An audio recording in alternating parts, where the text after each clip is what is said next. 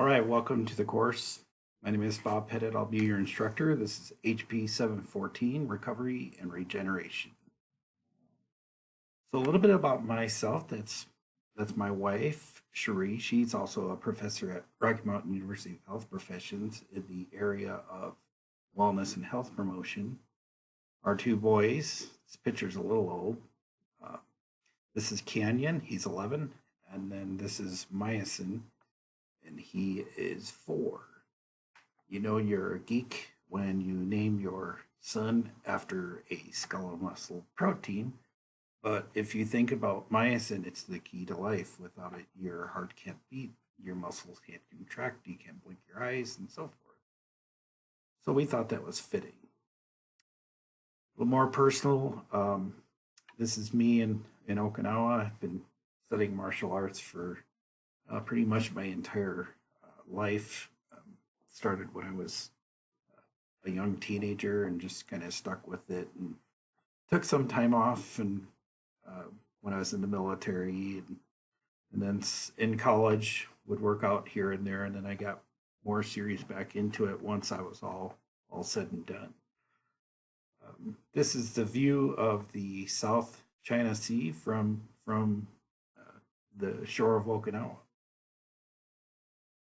So this is my a map of my travel habits. Starting up here in the right corner, I'm originally from New York. I got the GI Bill, and that paid for my undergraduate work at State University of New York at Cortland, which I was fortunate to find out had one of the top athletic training programs. And I went through that and got certified, and that paid for my graduate assistantship at La Crosse. And while I was in my master's there, I mostly did biomechanics, motion capture, and electrobiography.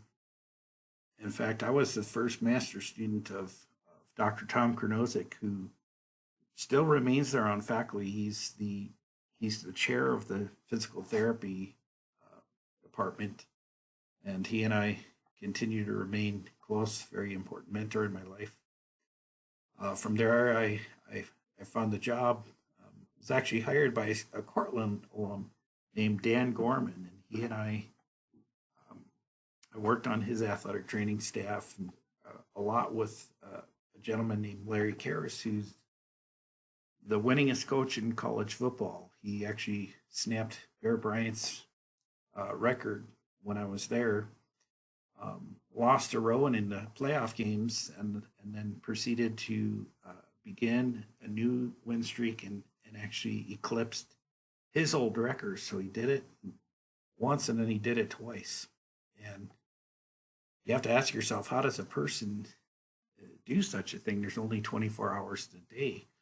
And, and he was very influential. I hope to impart some of the habits that I gained from him and applied in sports science. And hopefully you'll gain from that as well. Um, it's clearly modeled my career and my life. Those were long hours, and so I decided, well, let's um, relocate to the University of Utah. The Olympics were happening that year coming up, and it was just kind of an opportunity to get out there and see some really cool stuff. I spent a lot of time up at the Oval in Park City. Did my PhD in exercise and sports science, mostly oxygen kinetics, and we'll do some work in that. We'll do a module in that area. It's really important, and it's one of those things that a lot of people don't know about. I think it's getting a little more prevalent, but nonetheless, it's kind of a hidden secret. Um, and then from there, I went to Mesa. I only spent a year there, and my supervisor had interviewed at Fresno State, and while he was out there, he met Scott Saylor, who ended up being my colleague and ended up being the president of the National Athletic Trainers Association. So that was kind of a neat chapter in my life, and he's like, "You have to go out there. It's such a great opportunity. It's a huge program." So I was a program director for athletic training for 3 years out there, uh, and really big scale Division One athletics. So you had anything at your disposal: podiatry, chiropractors. You needed an injection, you had it the next day. You needed an MRI, you had it probably that day. Really big scale. ONDA number, so complete dispensary of pharmaceuticals. Really, really high scale.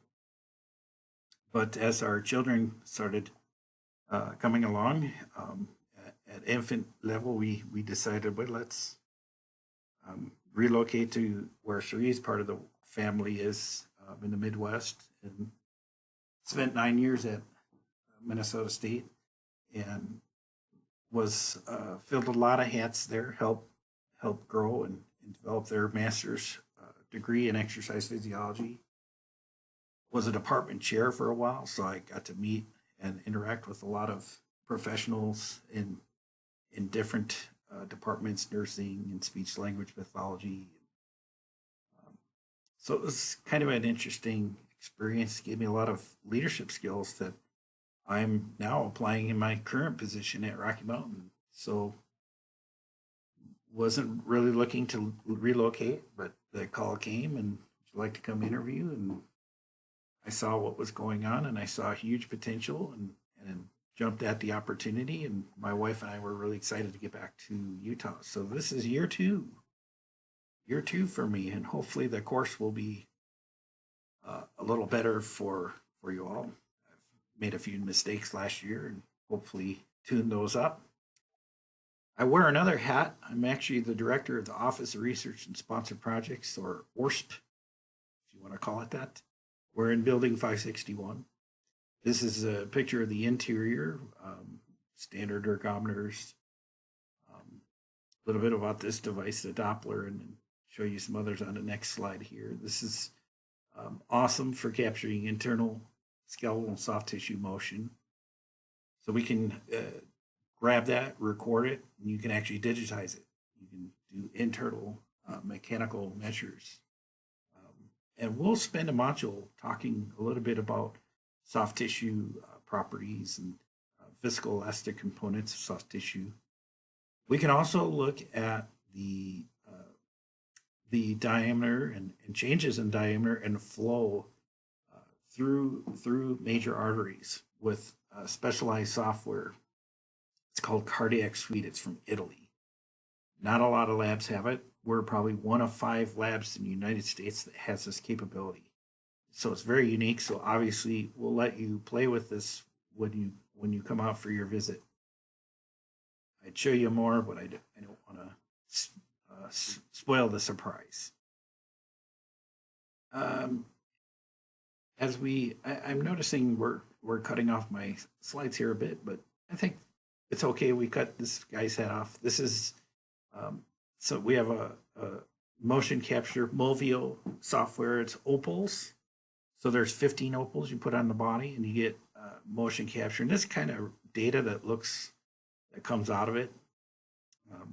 We're using it for a wide range of projects, a lot of tactical projects, some police and firefighter studies on the horizon. We also have wireless electromyography. So this is the setup on the forearm. And then this is showing here how we identify the motor points. We have a neural probe. It's not cheap, but it makes a huge difference in the quality of the electromyographic signal that you get.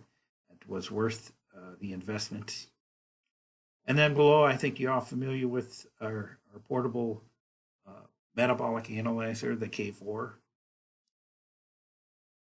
So if we begin with the actual philosophy of the course, my philosophy and how I think you should be thinking, particularly as you're on the verge of dissertation and looking to what am I going to do to convince the world that now I've got a doctoral degree. I'm hire me. If you graduated from Harvard, that wouldn't be a problem. They have a known brand. In fact, if you're admitted to Harvard, you basically don't screw it up because you're going to be instantly hireable when you leave. Um, my question to you is: will this happen from Rocky Mountain? We're working on our brand. We're we're we're not as well known. I'm educating one hairstylist at a time in Provo. Where do you work? Rocky Mountain University of Health Professions. What's that? And this is in the same city. Um, I think regionally and at within specific professions, people know who we are. If you're in sports science, people know who we are. If you're in athletic training, people know who we are because our students are out there presenting and publishing, and I want to see more of that. Um, but there are things you can do individually to hone in and convert yourself a from a student to an expert. And the key thing to learn is not what it takes to get there and to earn a doctorate, but what does it take for you once you earn that doctorate to go on and succeed and have a continual career of success. And I think this guy is a perfect example. Uh, I can tell you that the routine that he did to win the gold in '06 and what he did in 2018 was quite different.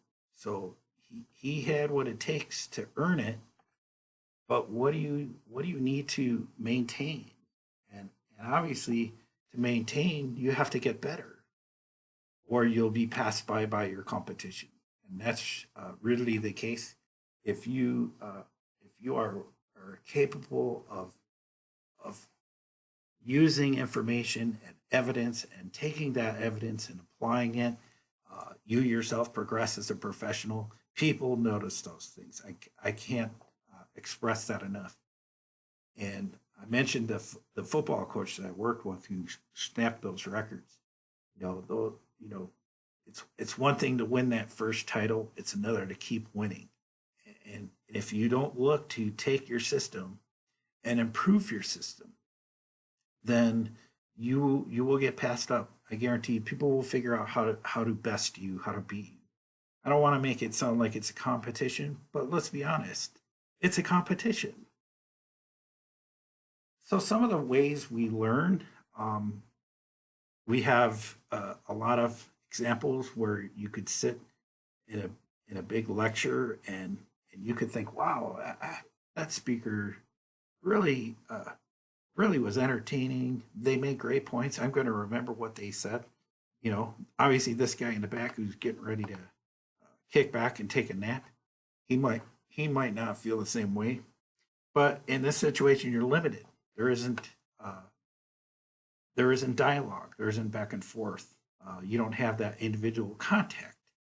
And so in our class with a hybrid model, you do on web study. If you're posting in the forum, if you have a question, you have the interaction of your peers. Plus, you have me chiming in and interacting with you as well. So I think we have as much as of the negative stigmatism of hybrid. That's great. And if we were exclusively online, then you wouldn't get this.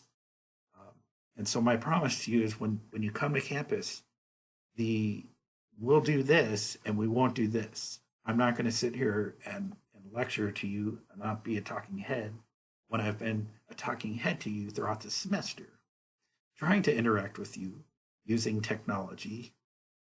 But this we have to have some fun while you're here. I've always thought grad school was this simply undergrad, but going deeper. And there's more to it. I mean, this can be fun. We can take a topic, drill a mile deep. That's pretty cool, but you may lose the application. We also need to look at controversies.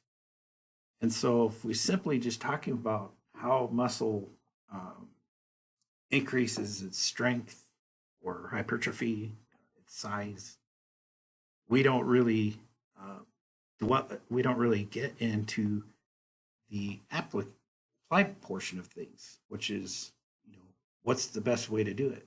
So you have here a title where somebody is saying fatigue is necessary, and these guys are saying no, it is not. So who's right?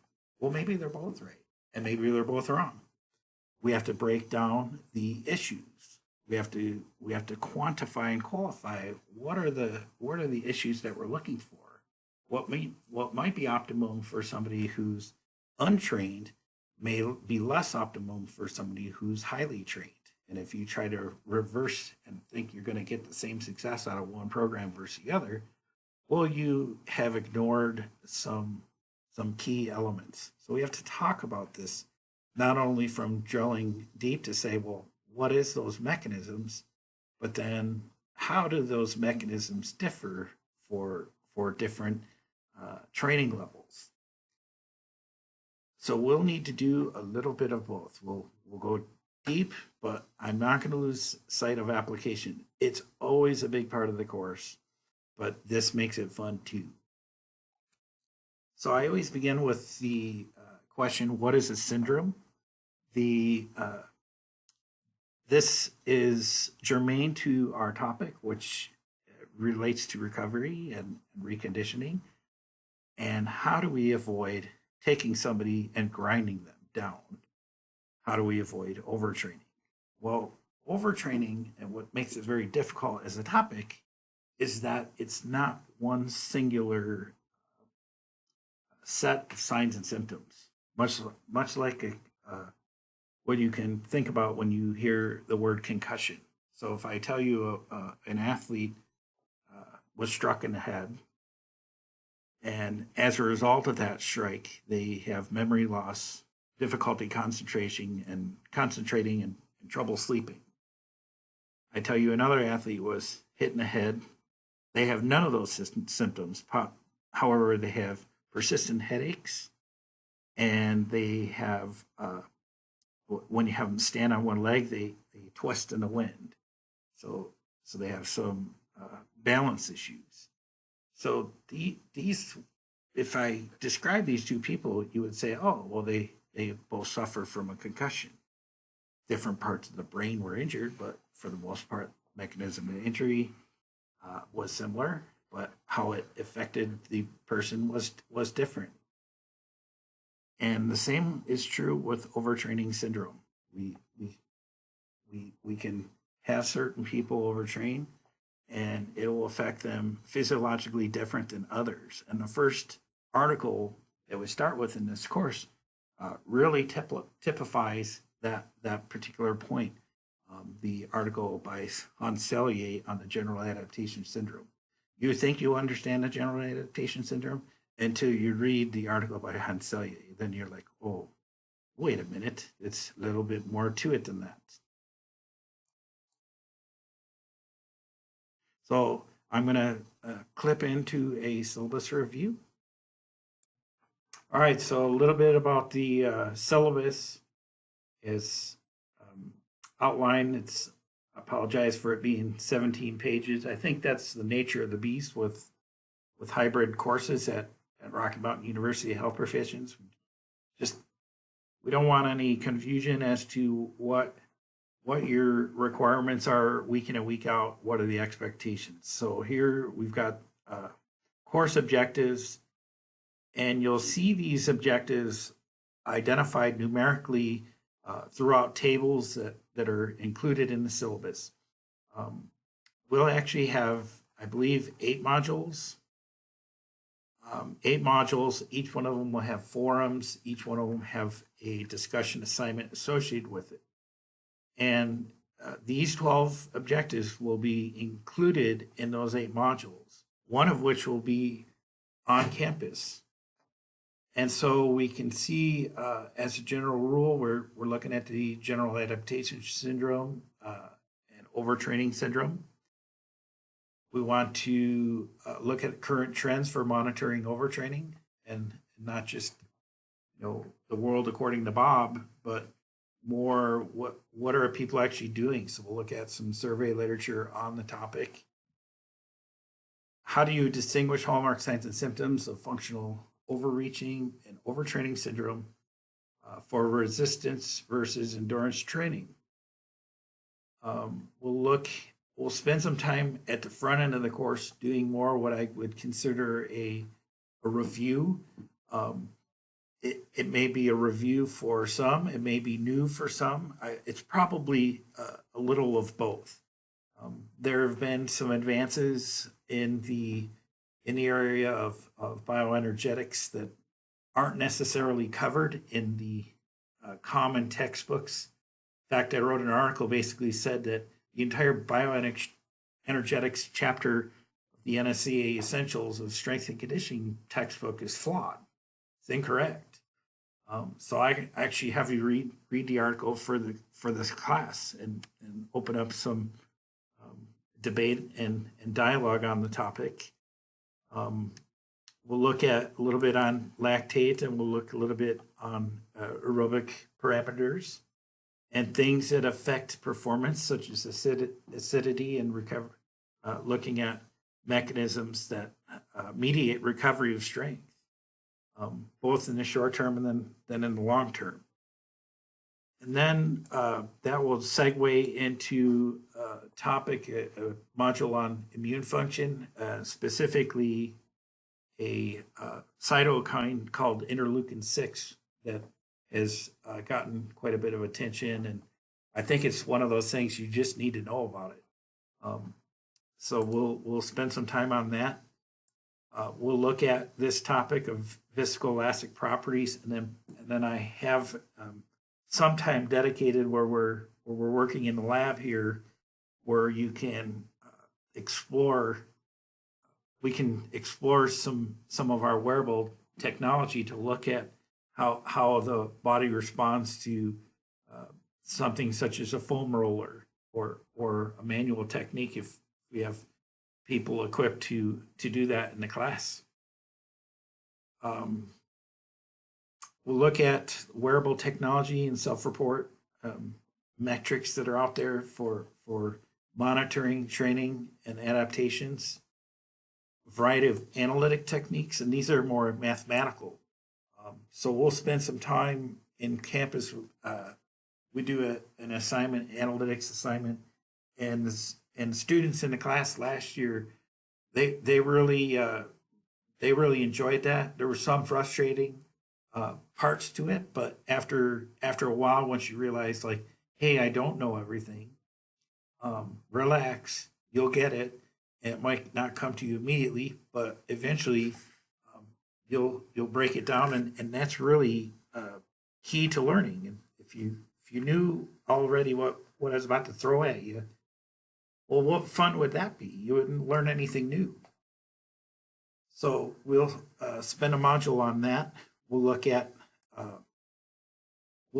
to recover how the vascular system supports recovery, and we'll actually do some measurement with ultrasound of vascular reactivity while you're here on campus. We'll look at some of the factors that control response to exercise, overtraining, and cooling mechanisms, which it may not appear on its surface that this has anything to do with recovery and regeneration, but it absolutely does, particularly in endurance events. If you're not mindful of how chronic exposure to exercise and then exercise in the heat and the environment affects your ability of your cardiovascular system to regulate performance, well, then you're missing the point. It's all part of it. It's all important. Switching then into skeletal muscle, we'll look at some of the classic and traditional methods of mediating delayed onset muscle soreness, some of the mechanisms, some of the measurement techniques, some of the underlying theories and strategies. We'll look at some of the ways of how different physiological explanations for how muscle responds particularly to eccentric exercise, which is more damaging. And then some of the controversies of interventions, cryotherapy, massage, fascia release, and so forth. And finally, we'll end with a significant debate on the history of the position stand by the ACSM for progressive resistance training. And that's a very fun module to end the course with. So how are you assessed? We have a few ways that you're evaluated. First is the forums. And on that note, I know a lot of people are seeking, well, how do you assess the forums? There's a rubric to guide you. I'll post that. But basically, there is some discretion to this. No rubric is perfect. We are in graduate school. It's no more multiple choice questions, right? So we have to have some modicum of saying, all right, well, you're participating. And so here's the topic of the forums, and the dates will be advertised both within Web Study, and then what I've put together to try to help you keep track of this is a calendar. But let me finish the other pieces. So there's the forums, which is a very small percent of your grade, 10%. The discussions, which is now you're at half of the course, 40%. So there are 8 of these, and then we will. You'll notice that the discussion questions are the same name as the forums. And what happens is the forums are some discrete questions on the topic, and then the discussion questions will probably take some of those discrete concepts and integrate them. So you'll be synthesizing some of the information. I give you all the questions ahead of time, and so it's essentially open book, open notes. We don't actually have a book for the course. Then we have a midterm exam and a final exam. That's 40% more. And then finally, the last 10% comes from your analytics assignment, which we'll do while you're on campus. So I'll mention more of that in a moment. So let me pull open the calendar, and I'll make this available to you. I have huge problems with numbers dyslexia. I'm very good with calculating things in Excel and so forth, and I've taught stats for 10 years and taught biomechanics for 10 years and so forth. But for some reason, when I see a syllabus that has did I close that? Here it is. So if you look here, you can start to see, like, as we get going into the course, we have, let's look at like week 2. So on week 2, you'll have some readings, and then you'll have a forum that's due. And then week 2 is occurring. Here are the dates for week 2. Here are the dates for the forum. The next week is giving you the dates for discussion questions when they're due, plus due dates for the forum. So for me to keep that straight, I just said, hey, look, here's an Excel file.